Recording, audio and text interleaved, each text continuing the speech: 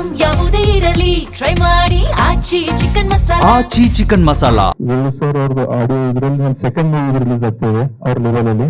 ತುಂಬಾ ವರ್ಷಗಳ ಕಾಯ್ಬೇಕಾಯ್ತು ಸರ್ ನಿಮ್ಮ ಆಡಿಯೋಗೆ, ನಿಮ್ಮ ಹಾಡುಗಳ ಬಿಡುಗಡೆಗೋಸ್ಕರ. ಒಂದು ಸಂಸ್ಥೆ, ಲಹರಿ ಸಂಸ್ಥೆ ಬಗ್ಗೆ ಹೇಳ್ಬೇಕಂದ್ರೆ ದಕ್ಷಿಣ ಭಾರತದ ಅತ್ಯಂತ ದೊಡ್ಡ ಆಡಿಯೋ ಕಂಪ್ನಿ. ನನಗೆ ಇವತ್ತು ಹೆಮ್ಮೆ ವಿಷಯ ಅಂದ್ರೆ ವೈಮಾನ ಅವ್ರು ಫಸ್ಟ್ ಸಿನಿಮಾ ರೋಜಾ ರಿಲೀಸ್ ಮಾಡಿದವರು ಅವರು, ಜೆಂಟಲ್ಮನ್ ಮಾಡಿದವರು ಅವರು, ನಮ್ಮ ಪ್ರೇಮಲೋಕ ಮಾಡಿದವರು ಅವರು. ಹಾಗಾಗಿ ದಿಗ್ಗಜ ಸಂಸ್ಥೆ. ಆ ಸಂಸ್ಥೆಯಲ್ಲಿ ನಮ್ದೊಂದು ಮೂವಿ ಹಾಡುಗಳು ರಿಲೀಸ್ ಆಗ್ತದೆ, ತುಂಬಾ ಸಂತೋಷ ವಿಷಯ.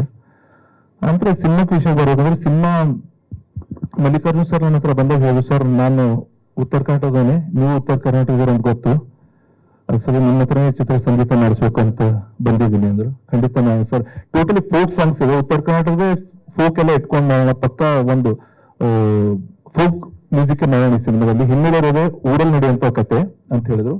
ಖಂಡಿತ ಸರ್ ನಾನು ಟೋಟಲಿ ಫೋಕ್ ಮೂವಿ ಮಾಡಿಲ್ಲ, ಮಾಡೋಣ ಖಂಡಿತ ಅಂತ ಹಾಡುಗಳು ಅಲ್ಲೇ ಅದೇ ಒಂದು ಶೈಲಿ ಇಟ್ಕೊಂಡು ಮಾಡಿದ್ದು. ಅವಾಗ ಅವ್ರು ಉತ್ತರ ಕನ್ನಡ, ನಾನು ಉತ್ತರ ಕನ್ನಡ. ಬಟ್ ನಮ್ಮ ಉತ್ತರ ಕನ್ನಡ ನಾನು ತುಂಬಾ ಹತ್ತಿರದಲ್ಲಿ ಇರೋನು ಉತ್ತರ ಕನ್ನಡ. ಯಾಕಂದ್ರೆ ನೀವು ಎಲ್ಲರೂ ಕೆಳಗಡೆಯವರು, ಕಾರಣ ಅಂದ್ರೆ ಬೀದರ್ ನಾನು ಅವ್ರ ಸಲುವಾಗಿ ಕರ್ನಾಟಕದ ಕಿರೀಟ ಬೀದರ್ ಅನ್ಸಲು ನಾವು ಸ್ವಲ್ಪ ಆ ದೃಷ್ಟಿ ಮೇಲೆ ಇರೋನು ಅಂತ ಹೇಳಿದೆ. ಇದು ಒಂದು ಜೋಕ್ ಆಫ್ ದ ಪಾರ್ಟ್. ಹಾಡೋ ಬಂದಾಗ 4 ಹಾಡುಗಳು ಬೇಕು ಸರ್, ಒಂದ್ 2 ಹಾಡುಗಳು ಬೇಕು, ಬಿಟ್ ಸಾಂಗ್ ಬೇಕಂತ ಹೇಳಿದ್ರು. ಆವಾಗ ಕೂತ್ಕೊಂಡು ಅವ್ರು ಬಹಳಷ್ಟು ರಿಸರ್ಚ್ ಮಾಡಿ ಬಂದಿದ್ರು ಅವರು. ಸೌದತ್ತಿ ಎಲ್ಲಮ್ಮಂದು ದೇವಸ್ಥಾನದಲ್ಲಿ ನಡೆಯುವಂತ ಭಕ್ತಿಗೀತೆಗಳು ಅವೆಲ್ಲ ಕಂಟೆಂಟ್ ತಗೊಂಡು ಬಂದಿದ್ವಿ, ವಿತ್ ವಿಡಿಯೋ ತಂದಿದ್ರು. ಆ ನಂತರ ನಾವು ಫಸ್ಟ್ ಕಂಪೋಸ್ ಮಾಡಿದ್ದೆ ಹುಟ್ಟಿ ಬಂದ ಹುಲಿಬೀರನಾಗಿ. ಬಟ್ ಅದೊಂದು ನಮ್ಮ ಹತ್ರ ತುಂಬಾ ಫೇಮಸ್ ಒಂದು ಹಾಡು, ಹುಟ್ಟಿ ಬಂದೆ ಎಲ್ಲಮ್ಮನಾಗಿ ಅಂತ. ಮೇಡಮ್ ಅವರು ಹಾಡಿದಾರೆ ಆ ಸಾಂಗು, ಸಂಗೀತ ಕಟ್ಟಿ ಮೇಡಮ್ ಅವರು. ಅವರು ನಮ್ಮ ಊರು ಸೊಸೆನೆ, ಬೀದರ್ದವ್ರೆ. ಅದು ಸಂಬಂಧಗಳು ಇಲ್ಲೇ ಇಲ್ಲ. ನಾವು ಸಂಗೀತ ಕಲಿಯುವಾಗ ಅವ್ರ ಕಚೇರಿಗೆ ಕೇಳ್ತೀವಿ, ಬೀದರ್ ಬರ್ತಾ ಇರ್ತಿದ್ರು ಅವರು. ಅವ್ರ ಬಗ್ಗೆ ಮಾತಾಡಂಗಿಲ್ಲ. One of the great classical singer, ಭಕ್ತಿಗೀತೆ, ಭಾವಗೀತೆ. ಅವರಿಗೆ ಕಿಶೋರಿ ಅಮ್ಮನ್ಕರ್ ಅಂತ ದಿಗ್ಗಜ, ಅವರ ಹೆಸರು ತಗೊಳ್ಳಿಕ್ಕೆ ನಾವು ಪುಣ್ಯ ಮಾಡಿರ್ಬೇಕಂತವ್ರು ಶಿಷ್ಯರು ಅವರು. ನಾವು ಸರ್ ನಾವು ಡಿಸ್ಕಸ್ ಮಾಡಿದ್ರೆ ಹುಟ್ಟಿ ಬಂದು ಯಾರ ಹತ್ರ ಹಾಡಿಸೋಣ ಅಂದ್ರೆ ನಾನಂದ್ರೆ ಸರ್ ಒಂದೇ ಹೆಸರು, ಸಂಗೀತ ಮೇಡಮ್ ಅವ್ರ ಹತ್ರ ಹಾಡ್ಸೋಣ ಅಂತ. ಅದಕ್ಕೆ ಅವ್ರ ವಾಯ್ಸ್ ಬಿದ್ಮೇಲೆ ಒಂದು ಬೇರೆ ಲೆವೆಲ್ಗೆ ಆಯ್ತು ಸಾಂಗು. ಆನಂತರ ಬ್ಲಾಸ್ಟ್ ಮಾಡಿದ್ನ 2ನೇ ಸಾಂಗ್ ಮಾಡಿದ್ವಿ ಅನ್ಸುತ್ತೆ, ಜಿಗಿರಿ ದೋಸ್ತ. ಸರ್ ಪಕ್ಕ ಒಂದು ಹಳ್ಳಿಯಲ್ಲಿ ನಡೆಯುವಂತ ಡಿಜೆ ಸಾಂಗ್ ಬೇಕಂತ ಹೇಳಿದ್ರು, ಡಿಜೆ ಅಲ್ಲಿ ಹಾಕಿದ್ರು 2 ಕುಣಿಬೇಕನ್ನೋ ಸಾಂಗ್. ಅವಾಗ ನಾವು ಅದನ್ನ ಟ್ಯೂನ್ ಮಾಡಿದ್ದು ಡಿಜೆ ತರ ಸಾಂಗ್ ಮಾಡಕ್ಕೆ, ಯಾಕಂದ್ರೆ ಉತ್ತರ ಕನ್ನಡದಲ್ಲ. ಬಟ್ ನಮ್ಗೆ ಯಾವಾಗಲೂ ಅವ್ರು ಹೇಳ್ತಿದ್ರು ಸರ್ ಆ ಸಾಂಗ್ ಹಿಟ್ ಆಗುತ್ತೆ, ಬಟ್ ಡಿಸೆಂಬರ್ ಅಲ್ಲಿ ನವೆಂಬರ್ ಅಲ್ಲಿ ಮಾಡಿ ಈ ಟ್ರ್ಯಾಕ್ಟರ್ ಹಾಕೊಂಡು ಇಟ್ಟು ಬಿಡ್ತಾರೆ ಸಾಂಗ್ ಅಂತ ಹೇಳ್ತಾ ಇರ್ತೀವಿ. ಬಟ್ ಅದು ಟ್ರ್ಯಾಕ್ಟರ್ಗೆ ಮಿಸ್ ಅದು ಎಲ್ಲ ಹೊರಟೋಗ್ಬಿಟ್ರು. ಆನಂತರ ಮದುವೆ ಸೀಸನ್ ಬರ್ತೀವಿ ಸರ್, ಅವಾಗಾದ್ರೂ ಮಾಡಿ ಅಂದೆ, ಅದು ಅವಾಗೇ ಮಾಡಿಲ್ಲ. ಅದೊಂದು ಚೂರು ಬೇಜಾರ್ ಇದೆ ನನಗೆ. ಡಿಸೆಂಬರ್ ಅಲ್ಲಿ ಮಾಡಿಬಿಟ್ರೆ 2 ನಮ್ಗೆ ಕವರ್ ಆಗ್ತಿವಿ. ಉತ್ತರ ಕನ್ನಡ ಲಾರಿಗಳು ಟ್ರ್ಯಾಕ್ಟರ್ಗಳಲ್ಲೂ ಕವರ್ ಆಗ್ತಿತ್ತು. ಆನಂತರ ಮದುವೆಗಳಲ್ಲೂ ಹಾಡ ಎಲ್ಲ ಕಡೆ ಪ್ಲೇ ಆಗ್ತಿತ್ತು. ಬಟ್ ಬಂದಿದ್ವಿ, ಲೇಟ್ ಆಗಿ ಬಂದಿದ್ವಿ. ಎಲ್ಲ ಮುಂದೆ ಇದೆ.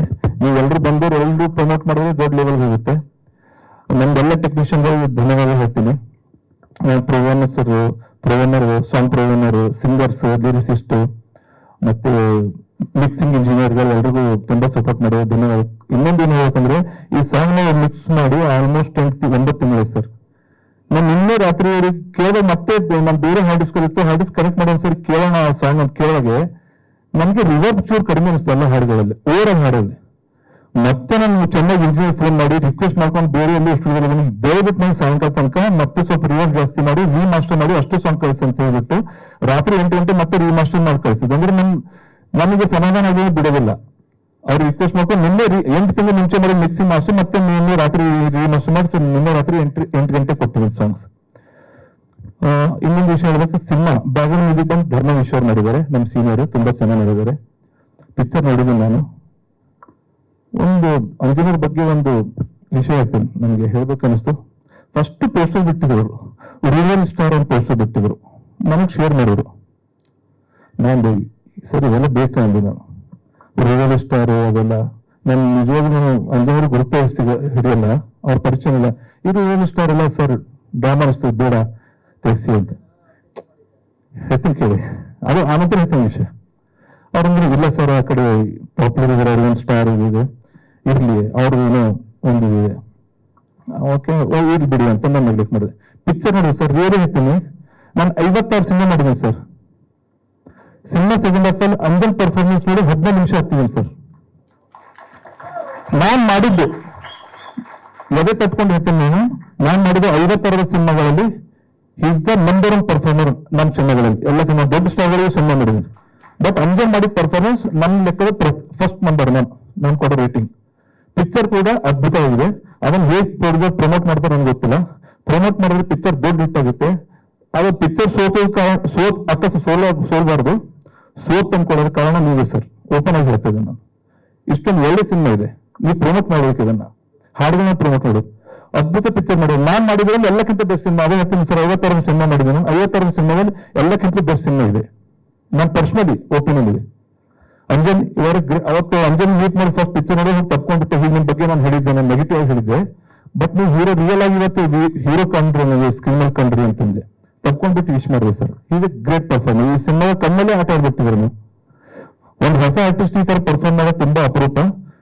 ಬಟ್ ತುಂಬಾ ಚೆನ್ನಾಗಿ ಬಂದಿದೆ ಪಿಕ್ಚರ್, ತುಂಬಾ ಚೆನ್ನಾಗಿ ಬಂದಿದೆ. ತಾವೆಲ್ಲರೂ ನೋಡಿ ಸಪೋರ್ಟ್ ಮಾಡಿ. ಒಂದು ಸ್ಟಾರ್, ಒಂದು ಒಳ್ಳೆ ಕಲಾವಿದ ಬೆಳೆಯುವಂತ ಅವಕಾಶ ಇದೆ ಈ ಸಿನಿಮಾದಿಂದ. ಒಂದು ಹೊಸ ಸ್ಟಾರ್ ಸಿಗುವಂತ ಅವಕಾಶ ಇದೆ. ರೂರಲ್ ಸ್ಟಾರ್ ಇಲ್ಲ, ಪೂರ್ತಿ ಕರ್ನಾಟಕಕ್ಕೆ ಒಂದು ದೊಡ್ಡ ಸ್ಟಾರ್ ಆಗೋ ಸಾಧ್ಯತೆ ಇದೆ ನಿಮ್ದು. Thank you so much.